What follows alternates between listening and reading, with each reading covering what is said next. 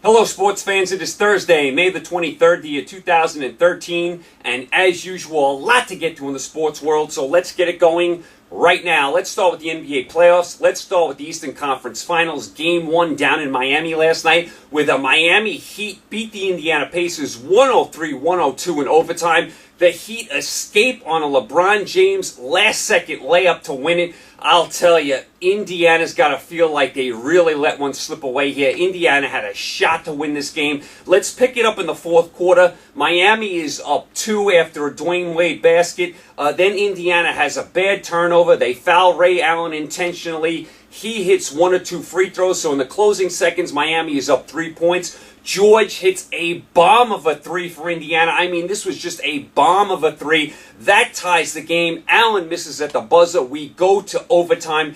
In the overtime, the Pacers actually go up by 3. Then Bosh has a big 3-point play to tie it. Indiana comes down and misses. James puts Miami up by 2. Then on the Indiana next possession, they inbound the ball. It's almost stolen by Miami. Loose ball on the floor. Indiana recovers it. George throws up another bomb from 3-point range. It's no good, but he's fouled. Dwayne Wade fouls him with just a couple seconds to go in the game. So Indiana is down 2 with 3 free throws. Indiana hits all 3 free throws. They go up 1 point with just a couple seconds to go. Miami calls timeout, gets the ball at half court, sets up the play for LeBron James. LeBron James catches the ball, goes right around George. No help at all by the Indiana defense. James basically has a wide open layup, which he puts in at the buzzer, and Miami escapes last night.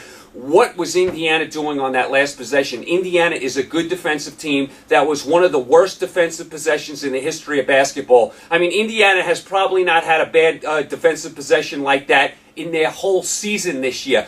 Awful. LeBron James catches the ball, blows right by George. George cannot let that happen. Then no help defense for Indiana. No one comes to help. I don't know what Indiana's doing. There's only a couple seconds to go. It's not like if you go and help there, LeBron's going to have time to kick it out to someone else. There's no time left. No one helps. Then the coach for Indiana doesn't even have Hibbert on the floor in the last play. Hibbert's your big 7-footer. If he's back there, maybe he can block a shot, alter a shot. Terrible defense by Indiana. Even if they took a foul there at the end, maybe LeBron misses 1 or 2. Who knows? They let LeBron basically catch the ball, turn, go right around George, and go right down the lane for an uncontested layup that I could have hit. Terrible defense by Indiana. Miami escapes, and I'll tell you, Indiana may not get another chance like this in Miami the rest of the series. This is a game they could lament the rest of the series. Indiana could be up 1-0 now. They could have easily won this game. I mean, just a terrible way to lose. Really fun basketball game, though. Back and forth they went. As a neutral fan, I was hoping Indiana would win just to get some drama here. But I'll tell you, even with 2 seconds left in the game and Indiana's up 1 in overtime, I'm thinking, you know what, Miami's going to win. Because all the time in the NBA, the superstars make the plays at the end. The teams with the superstars always seem to sneak away with a win. Whether it's Kobe on the Lakers or LeBron, with the Heat, or Michael Jordan with the Bulls, the teams with the superstars always sneak away because these superstars make plays at the end, and that's going to be the difference in this series. Indiana's going to win a couple teams. They're not afraid. A couple games. They're not afraid of the Heat. They go toe-to-toe with the Heat. Indiana's got a nice collection of players, but they don't have one superstar. The Heat do. They have a couple superstars. LeBron, Wade, they even have Bosh. So Miami should get through this series. It'll be tough, but I think it's going to be just like last night. Coming down to the end in each of these games, and LeBron James is going to be the difference. He was last night. He gets an uncontested layup at the buzzer. Nice win by Miami, and a heartbreaking loss for Indiana. Just a terrible way to lose a basketball game. They could have easily won. Miami up 1-0 in this series. Over to your NHL last night. Pittsburgh went into Ottawa and beat the Senators 7-3. Pittsburgh is now up 3-1. They have a commanding lead in this series. It's funny, Ottawa was winning 2-1 after 1. Pittsburgh's up 3-2 after 2, and then the floodgates absolutely opened up. Pittsburgh scored 6 straight goals. And they cruised to victory. What a nice job by the Penguins last night. Putting up 7 goals. Ottawa had to pull their goalie again. Pittsburgh's got a lot of firepower. Nice job by the Penguins. They have a commanding lead in this series, 3-1. They should wrap it up in the next game in Pittsburgh. That's kind of where you were in your NHL last night. Over to your Major League Baseball yesterday. Baltimore beat the Yankees. Kuroda was not good, plus he got hurt. We'll see to what extent. Is that just what the Yankees need? Another guy maybe going on the DL. I mean, how many guys do the Yankees have on the DL? I mean, Kuroda's now hurt. Pettit's hurt. Nova's hurt. I mean, Pineda hasn't pitched in 2 years. Teixeira's still hurt. They just got Granderson back. Jeter hurt. A-Rod hurt. Yankees, a ton of injuries. So Kuroda not good yesterday. Then he gets hurt on top of it. Nice win by Baltimore last night. Toronto beats Tampa Bay. Toronto gets 1 in the 9th to tie, 1 in the 10th to win it. The Jays need all the wins they can get.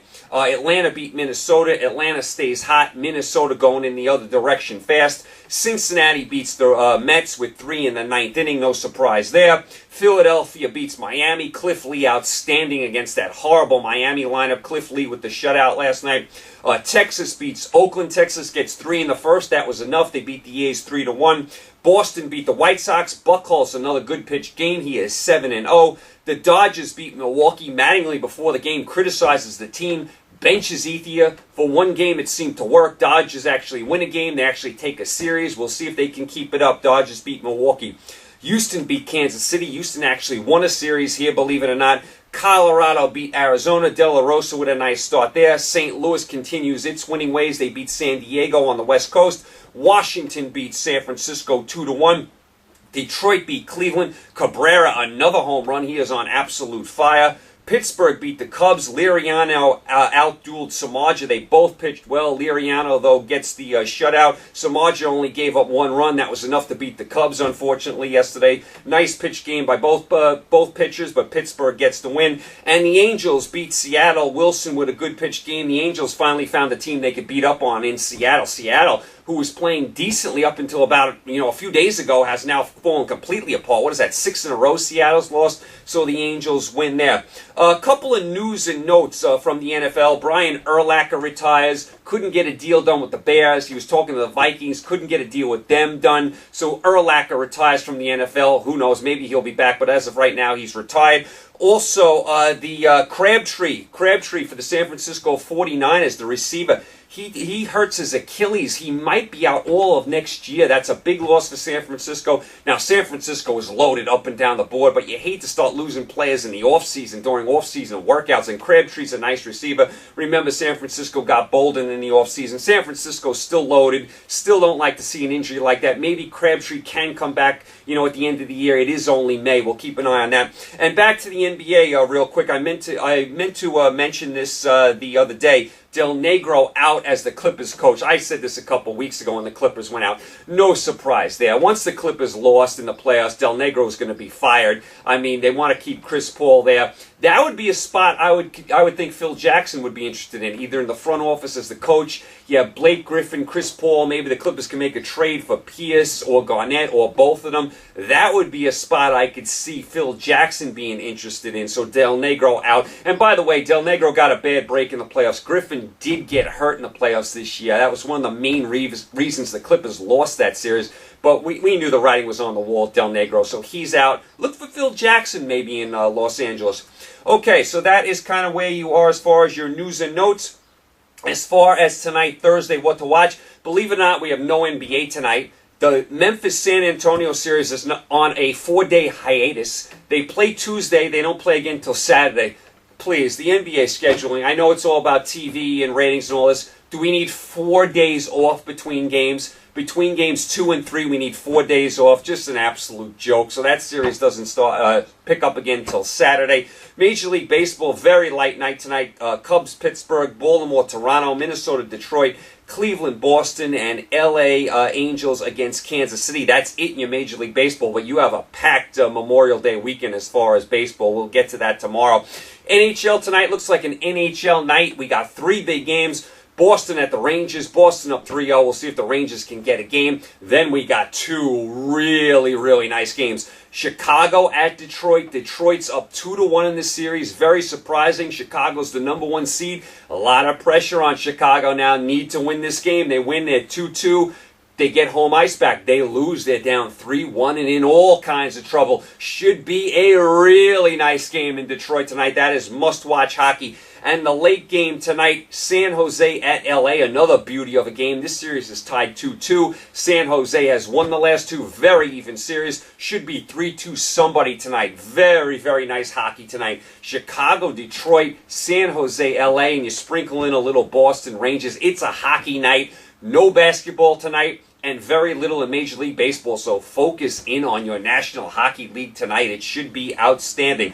Okay, you guys are all caught up. You guys, thanks for tuning in. Thanks for the support. You guys stay safe. Tomorrow we'll recap everything that went on tonight. Also preview what's coming up over the big Memorial Day weekend. We got the Indy 500. Got some lacrosse I want to touch on. Got a lot of big series in Major League Baseball. And, of course, you got your NBA and NHL playoffs. You guys enjoy the games tonight, especially the hockey. I will talk to you tomorrow, Friday. Take care.